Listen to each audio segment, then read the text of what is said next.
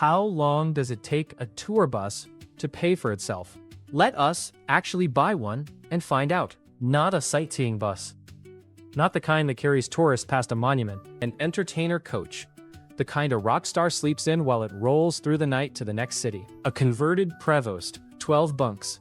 A front lounge, a back lounge, and somewhere around 6 miles of electrical wiring hidden in the walls. A used one can be found for a few $100,000. A brand new star coach, built out from an empty shell with the bunks and the lounges and a rear bedroom suite, runs well past $1 million, often closer to 2. Call it $1.5 million for a proper one. Now, lease it to a touring act. A good coach bills somewhere between $800 and $1,500 a day, driver included. Take the high end. $1,500 a day times 365 days is over $500,000 a year. On a $1.5 million bus. That is a 3-year payback. And then it prints money. Sounds simple. It isn't. Because that number assumes the bus is earning every single day. And it is not. It earns only when somebody is on tour. And you do not decide when that is. So, what does one of these actually cost to run? Where does the money really come from? Why does the bus do its most valuable work while everyone inside it is fast asleep? Why is this entire business a bet on something you have no control over at all? Start with the machine, because it is not really a bus. It is a hotel that drives. Underneath, it starts as a Prevost, the shell that almost the entire industry is built on. A bare Prevost costs well past $500,000 before anyone touches the inside. Then, the conversion begins. And this is where the real money and the real craft live. Bunks stacked in the middle, usually 12 of them, each one a private padded cave with a curtain. A lounge up front, with couches and a galley. A lounge in the back.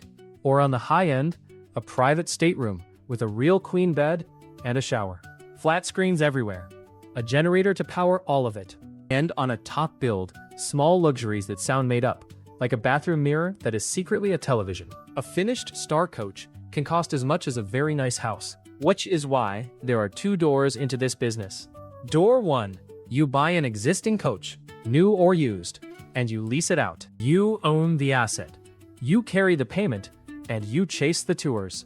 Door 2, and this is the real prize in this industry. You do not just own coaches, you build them. You take bare Prevost shells and convert them yourself, and you sell and lease what you make. Owning a bus is a rental business. Building the bus is a manufacturing business, and it is far harder to copy. Same Prevost, 2 completely different companies. Now, what arrives with the coach because it is more than metal? First, the driver, and this one is not optional and not easy. Your coach carries a dozen sleeping people through the night at highway speed, so the driver is the most important employee you have. Their day rate runs somewhere from $350 to $500 on top of the coach itself. And here is the catch that shapes everything. By the safety rules, a driver can only be behind the wheel for so many hours at a stretch, around 10. A long overnight run between distant cities needs a second driver, a relief driver, which means 2 salaries moving 1 bus. Drivers are scarce, the good ones are treasured, and losing them is one of the quiet ways this business bleeds. Second, the trailer and the extras, because a touring act does not travel light. Pulling a gear trailer behind the coach adds to the daily rate. Extra bunks add to it. Washing the thing adds to it. Every add-on is a line on the invoice. Third, and this is the one nobody outside the business feels, you inherit total dependence on somebody else's calendar. Your coach earns nothing on its own.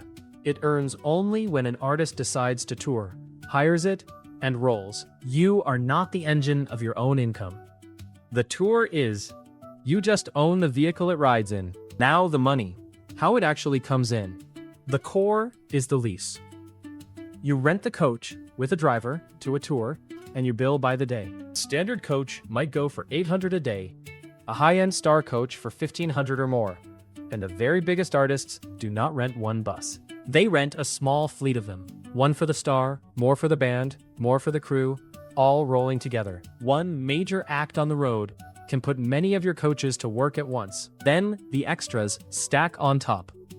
The relief driver, the trailer, the bunk kit, the washes. each one a small daily ad that turns a lease into a bigger lease. And then, the smartest layer of all, the one this whole industry was actually built on. You get paid when the act rests. A tour does not run every single night. There are days off, and there are scheduled breaks, but the artist still needs that exact coach waiting when the tour starts again. So they keep it on hold, and they pay a reduced rate to keep it, even on the weeks nobody is moving. The bus earns while it sits, because the alternative is losing it to somebody else. Sit with how strange that is. Listen to that again. This machine does its most valuable work while every single person inside it is unconscious. The show ends near midnight. The artist walks onto the coach, climbs into a bunk, and falls asleep. And while they sleep, the driver drives 400 miles through the dark so that the star wakes up already in the next city, rested, with a whole day to spare. You are not selling a ride. You are selling a night of driving that the artist gets to sleep straight through. The bus turns darkness and distance into a hotel bill that moves. Which is exactly why the ledger has to be watched so closely. The coach payment comes first, on an asset that can cost as much as a house, and it is due every month, whether the bus is on a tour or parked in your yard. Then, fuel. And these are heavy diesel coaches burning down the interstate all night. Then the drivers, 1 or 2 per bus, paid by the day. Then maintenance, and a coach running 7 million miles across a busy year, as the largest companies do, is a coach constantly in the shop for something. Then, insurance on a rolling $1 million asset, full of people. Then the yard, the mechanics, the parts, the conversion shop if you build. And then, the invisible cost that rules everything. The empty week. A tour bus between tours is one of the most expensive idle objects you can own. It still owes its payment, its insurance, its storage, its upkeep, and it earns a fraction of its rate, or nothing at all, until the next tour books it. Every gap in the touring calendar is a hole in your year. Now, the trap. And it is unlike almost any other vehicle in this whole channel. Your revenue is borrowed. You do not control a single dollar of your own demand. Whether your $1 million coach earns this month depends entirely on whether other people, artists and bands and their managers, decide to go out on the road. Touring is seasonal. It is cyclical. It follows album cycles and festival seasons and the mood of the whole music economy. When touring is hot, you cannot build coaches fast enough. When touring cools, your beautiful fleet sits in a lot, quietly costing you a fortune. You built a business on top of somebody else's willingness to leave home. And that willingness can vanish completely. Which brings us to the worst year this industry ever had. But first, where it all came from. Go back to a gospel-singing family in the 1970s and a father named Joel Hemphill. The Hemphills were a touring gospel group. They spent their lives on the road, and like every touring act, they owned a bus to do it. Here is the small idea that started an empire. When the family was not out singing, that bus just sat there, costing money and earning nothing. So, Joel Hemphill started renting it out to other acts in the weeks his own family was home. An idle asset put to work. His little side business grew to a fleet of 8 buses. Then he retired. The fleet shrank back to 2, and he sold those 2 to his sons, Trent and Joey. In 1980, those 2 brothers turned it into Hemphill Brothers Coach Company. They went full-time. They started converting their own coaches, and they built, near Nashville, one of the most respected names in touring. Today, that company runs a fleet well over 100 coaches, carries some of the biggest names in music, from Paul McCartney to Beyoncé, logs up to 7 million miles in a single year, and builds each coach in-house from a bare shell, 6 miles of wiring at a time. The whole thing grew from one simple observation. A parked bus is wasted money. There is even a perfect little story from the early days. Hemphill band Van Halen as a client, and the 2 sides agreed the band would keep paying to hold the coach, even on its break weeks, at a reduced rate. The exact wording got tangled, and the first check came back smaller than the brothers expected. Even at the very start, the whole game was the same. Get paid while the act rests. Now, the disaster. For 40 years, that model looked bulletproof. Music tours always came back. Then, on the 15th of March, 2020, they did not. When the pandemic shut the world down, live music stopped completely. Every concert, every tour, Every festival canceled all at once with no restart date. And an entire industry whose only product is moving touring artists suddenly had no touring artists to move. The coaches, hundreds and hundreds of them, rolled into the lots and stopped. The numbers were brutal. Companies reported losing up to 90% of their business.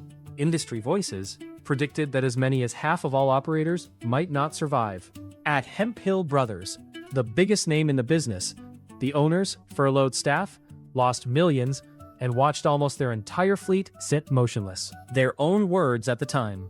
With the entertainers not moving, the business was, in their words, parked. The coaches sat so long that some companies started up each bus once a month and drove it 40 miles around town just to keep the engines and the systems alive. Because a machine like that rots when it stops. That is the whole risk of this business, made visible in one horrible stretch. Not one company failed because of a bad decision. The entire industry went dark because the thing it depends on, other people touring, switched off overnight. There was no cargo to pivot to. A tour bus with no tour is just a very expensive bedroom that goes nowhere. And then came the whiplash. When touring finally roared back, it all returned at once. Every act that had waited 2 years hitting the road in the same season. Suddenly, there were not enough coaches and not enough drivers because so many drivers had left for steady freight work and never came back. Prices that had been $550 a day jumped toward $800 and beyond. The world had, briefly, run out of tour buses. The same business that nearly died of having no customers was now turning them away. So who actually makes this work? And how? They build. They do not just buy. The companies that last own the conversion shop, not only the coaches. Turning a bare shell into a star coach is a real manufacturing skill. It feeds the maintenance business, and it cannot be copied overnight. The rental is the front. The workshop is the moat. They own the drivers. In a business defined by a driver shortage, the operator who can reliably put a trusted, rested professional behind the wheel of every coach controls the thing everyone else is scrambling for. They diversify beyond the band. Music is the heart of it, but coaches also carry sports teams, corporate tours, and political campaigns crossing the country. Anything that has to move a group of important people night after night for weeks. The more kinds of touring you serve, the fewer empty weeks you eat. And they charge for the pause. They learned Joel Hemphill's lesson and never forgot it. Keep the coach earning even when the act rests, because the empty week is the enemy, and a reduced rate to hold the bus beats a full rate on a bus that walked away. So, does it work? In a good year, beautifully. A well-run coach company, building its own fleet, holding its own drivers, carrying loyal A-list clients across a packed touring season, is a very strong business, and the best of them have had record years. When the road is full, there is no better time to own the buses on it. In a bad year, it is one of the most exposed businesses you can be in, because you own $1 million machine whose entire income depends on a calendar you do not write. And in the worst year, the one nobody saw coming, every coach in the country sat parked while the payments kept coming due. So how long does a tour bus take to pay for itself? On paper, about 3 years. In reality, only if the music never stops. And once, for 2 long years, it did. You are not really buying a bus. You are buying a bet that somebody, somewhere, will always want to leave home and perform. The coach earns every dollar, while the star is asleep in the back. It earns nothing the morning the star decides to stay home.